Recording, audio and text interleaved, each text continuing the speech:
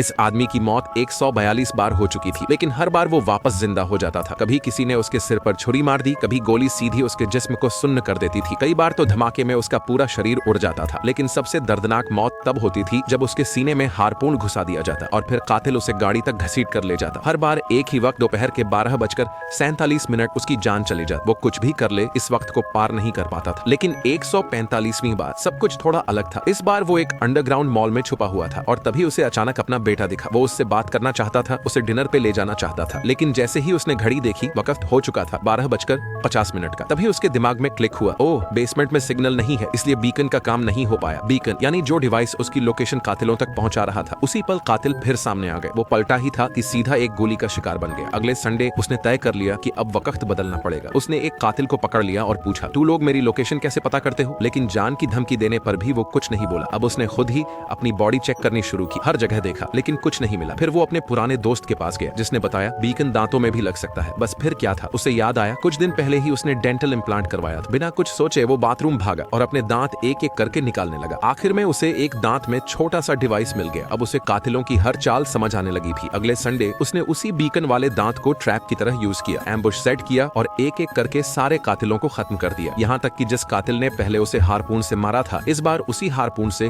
वो खुद घसीट के ले जाया गया। अब छोटे मोटे कातिलों से निपटने के बाद उसने लीडर का पीछा शुरू किया। लीडर था एक फिजिक्स रिसर्च बेस में। पहली बार उसने सीधा कार से बेस में टक्कर मारी, दूसरी बार अंदर घुसा लेकिन गार्ड्स ने रोक लिया। लेकिन ट्विस्ट ये था कि कार में असल में वो था ही नहीं।